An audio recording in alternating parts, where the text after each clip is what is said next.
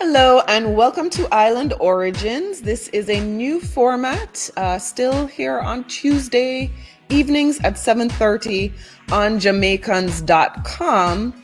We're going to start off with a section I'm going to call 3 Questions with Calibe. And please do feel free to submit your questions this week for next week's show. Our second segment is called Veranda Talk, and my guest on that segment is going to be a fantastic Trinidadian artist by the name of Sonia Sanchez Arias, who is a white Trinidadian woman observing what is going on right now in the country with the Black Lives Matter movement, etc., and wanting to share a perspective that we maybe don't always hear about. And finally, the final segment will be my 2 cents on freedom in America. That's where I'll give you my monologue. It is pre-written, but always very thoughtful, of course. So let's start this off with 3 questions with Calibe. And the first question this week is, do you feel like the Black Lives Matter movement is justified in America now, or do you think people are overreacting? Great question. So I do think it is very much justified right about now. I believe that there is so much for me to learn and for us to learn, right? So I'm a Jamaican American person. I've been living here for less than 20 years. And I've seen and learned about, African American history on television. You watch the slavery movies and stuff, and then you kind of see what's happening now, and aren't we all okay? And I don't know that we're okay. I think when you fall into a system, or when you come into a system, you become acclimatized to that system. So while I'm not a criminal, I have had police officers stop my car for going 5 miles over the speed limit, or, whatever little mundane thing like that. And then had a police officer be overly aggressive with me. And now that I'm seeing everything that's going on, I kind of feel like, okay, well, maybe it was a little aggressive. I just thought that that's how they talk to everybody.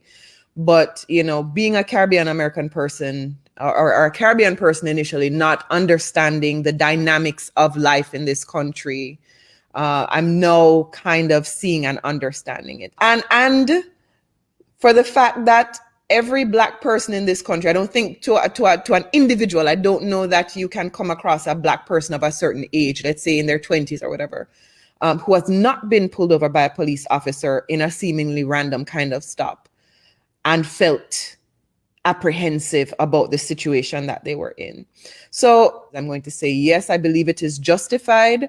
I don't agree with the looting, but I understand the emotion behind it.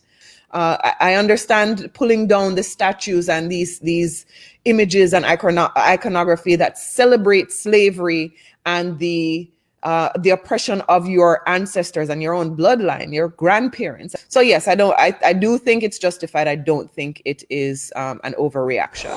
Moving on to the next question. What do you think about defunding the police? I think it's a very inarticulate way to frame the actual objective of this particular movement.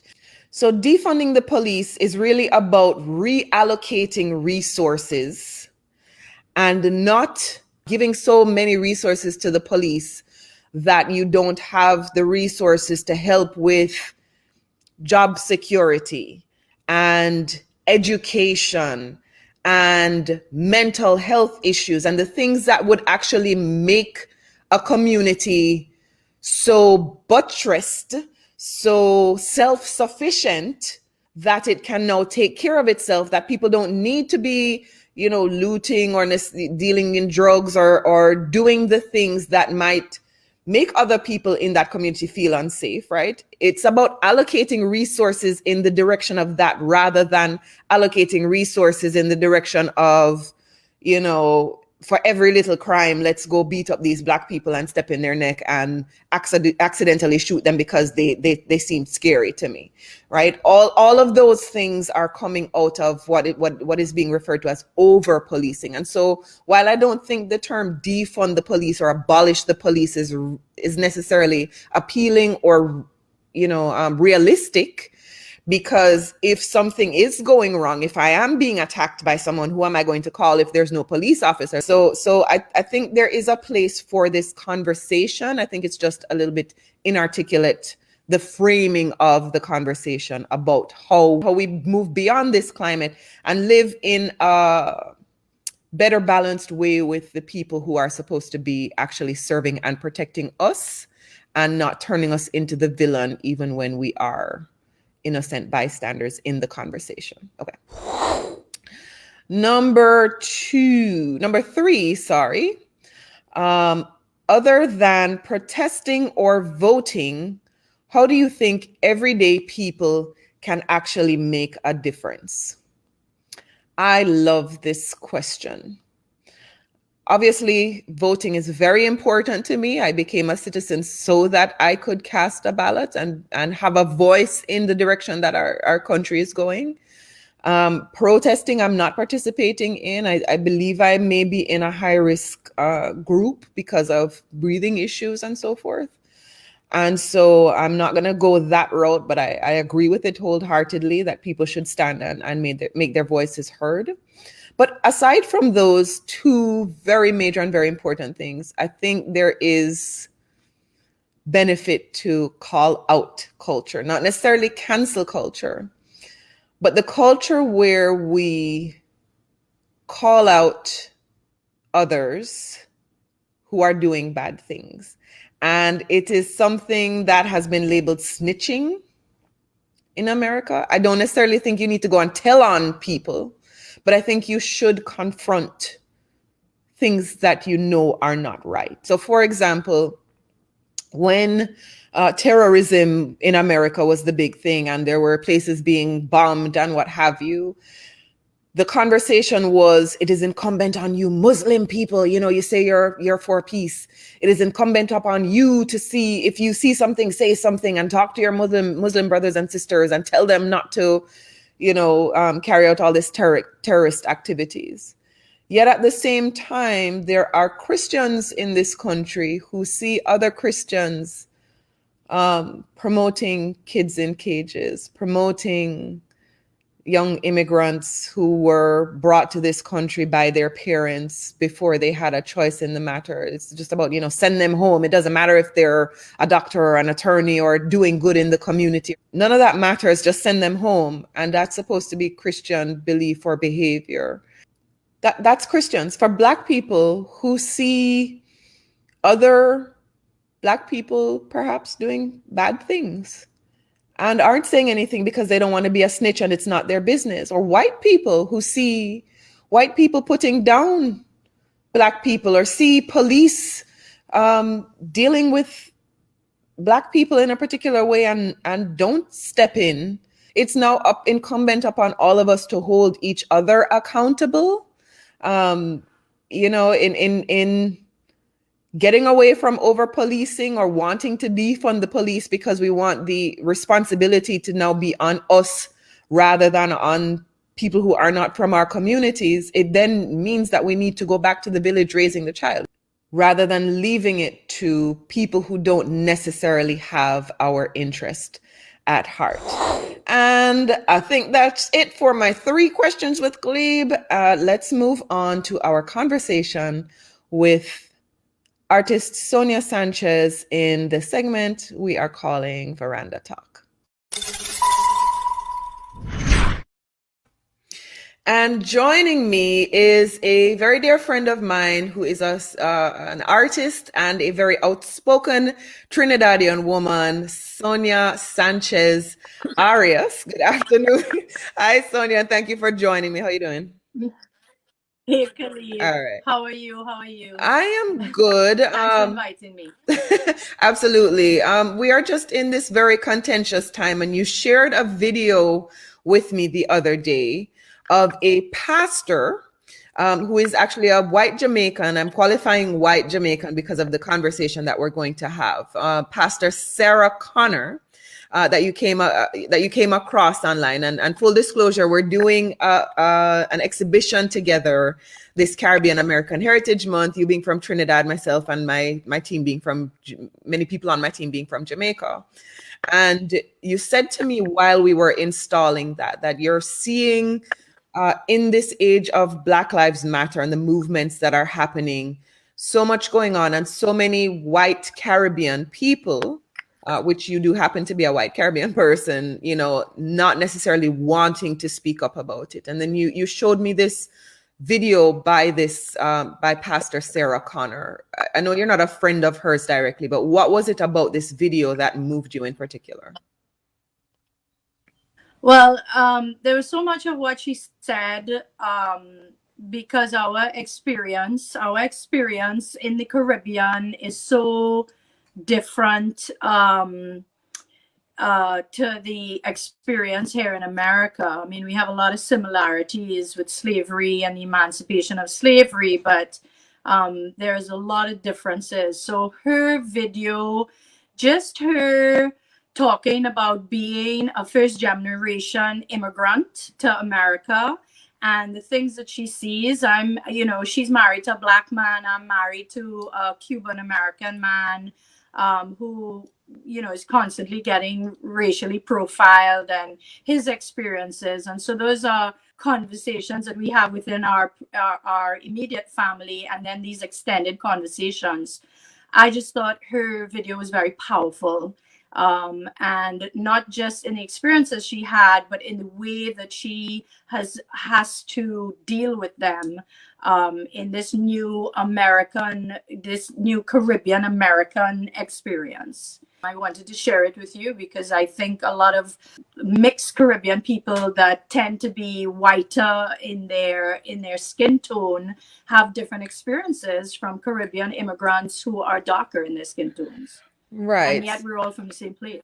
Right. So she talked about being in stores with her husband and people following him and not following her. She talked about perhaps being pulled over and the husband being harassed and not her being harassed. What has your experience been like, with your own husband, as you said, being of Cuban American heritage? Well,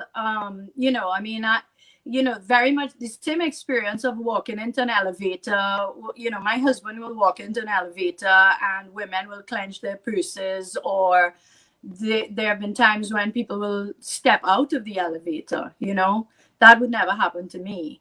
My husband was on a bike ride a couple of months ago during some of the ice raids, and he was he was racially profiled, and Wow. the ICE officer called him over and asked him all these questions.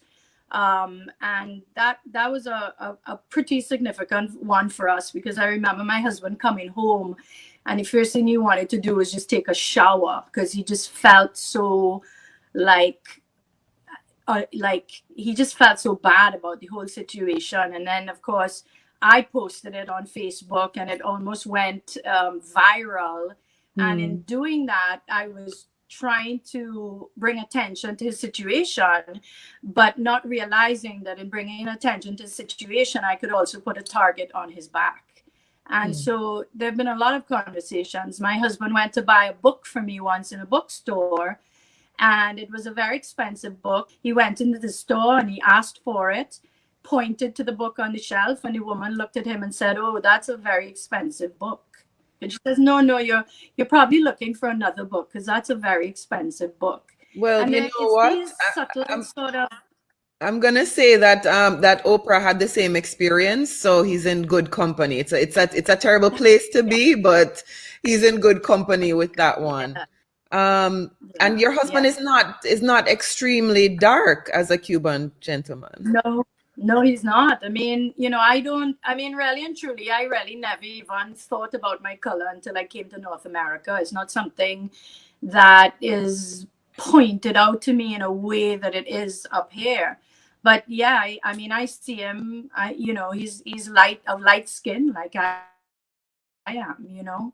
So there's another level. There's a whole other level because of his Hispanic culture that that is affecting. It's a complicated situation because there are so many levels of this systematic racism or this racism that goes on. I'm curious to know. So the pastor who spoke, Pastor Sarah Connor, who you shared her talk with me, and if you're watching and you're able to find it, go ahead and look it up. I think it's 120 something thousand Facebook views right now. But she talked about growing up in Jamaica and not knowing anything about, we don't think of it as white Jamaicans and black Jamaicans. We're just all Jamaicans. What is the racial climate like in Trinidad? Because I have heard from some Trinidadians that there is a little bit of classism, a little bit of colorism is what we call it in Jamaica. There is some amount of that, but there are still, for us in Jamaica, several black people in strong positions of power, and so it doesn't feel like there's this great divide like there is in America. Is that the same in Trinidad, or what's it like there? In Trinidad, you're not a Chinese Trinidadian, you're not a black Trinidadian, you're not a Syrian Trinidadian, you're not a European Trinidadian, you're just a Trinidadian, right? And there are certain things that we all identify. We all talk the same. We have the same accents. It's a very different experience. But in Trinidad, I think there's definitely racism. I mean, I actually have to stop people who talk about reverse racism. Reverse racism is not a thing. You're either racist or you're not racist, and racism is something that affects people of all color. There are racist people of all color, and racism is basically about that you're judging an entire race of people based on the color of their skin and deciding whether you're better than them or superior to them or not. So there's racism worldwide, and it's still going on. But in Trinidad, it's a different experience. I'm a sixth generation white Trinidadian on my maternal side, but I am 0.77% of the population, my skin color. And so when you grow up on an island where your role models, the people who teach you, the people, your friends, everything, I was maybe one of two white kids in my class, right? So I'm not thinking about my color. I'm sharing a classroom with Muslims, with Hindus, and mind you, it's a Roman Catholic school. But people are not going there for the religious education. You're going there for the level of education. Right.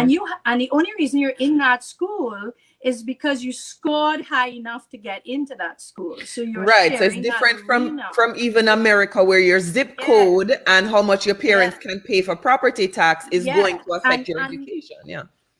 Exactly. And not only that, you are all wearing the same uniform, which unifies you. So it don't matter where your parents, where you come from, whatever.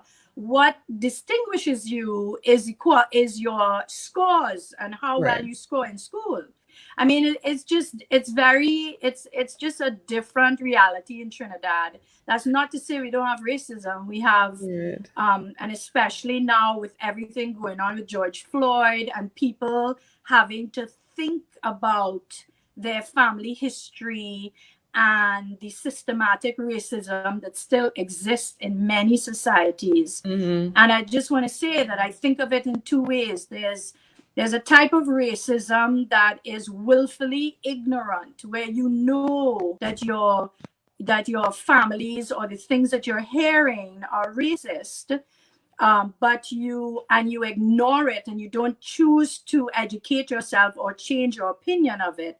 And then there is a level of racism where there are a lot of people that don't even know they're racist because it's sort of an innocent bias where they're not even educated to the fact that they are being racist. Right. We're running out of time. So I just want to get a quick feedback from you. The way that we met is through art, right? You're a fantastic artist. And I know that And I know that some of the people, and you've actually been featured in Island Origins magazine, so thank you very much for that. But some of the Thank you. pieces that we've seen from you have been political statements. You have you're a little bit of a potty mouth like myself, so you have one called Blank Talk and Kofifi or Kofifi, whatever it was that the president said, and you have these things that are political statements, but they're beautiful pieces of art as well. How do you make that translation, and why do you do that? Well, for me, art is a way of communicating the way I feel. So my art is, I make pretty art sometimes, but sometimes it's about how I feel right now and what I want to say right now. So it might be a statement on social media and how difficult with all these ways of communicating that we're actually communicating less. But I might also have a piece with a baby in a cage, because I'm angry and I'm pissed off, and I want people to I want people to put themselves in other people's situations. You can't put yourself in another person's skin because you'll never have that identity. But you could put yourself in a situation where you are treated a certain way, and how would that make you feel? And would you protest, or what would you do? So, my art, when it gets very political, like right now, I'm doing a body of work that's based on, it's called Change, and all of the pieces in it are based on what I'm feeling right now about this protest, about what's happening, and about the conversations we need to have. It's just another way for me to put a conversation in a gallery where I don't really have to say anything, and I let people just see the work and think about how they want to perceive it and what kinds of conversations they want to have about it. Awesome. Thank you so much for the feedback. If you are watching contemporaneously in Caribbean American Heritage Month, we actually have a joint exhibition that we're doing at History Fort Lauderdale. It will be open until the end of June. June 29th is the last day of that exhibition. You can also see it virtually on our new nonprofit Island Space. The website is islandspacefl.org. And you can see some of Sonia's pieces on display right now at History Fort Lauderdale. Sonya Sanchez Arias, thank you so much for joining me. Calibe, thank you so much for inviting me. I hope we have more conversations, and I love you for giving me this platform to even share a little bit of my experience. Yeah, man. Love you too, and we certainly will. Thank you.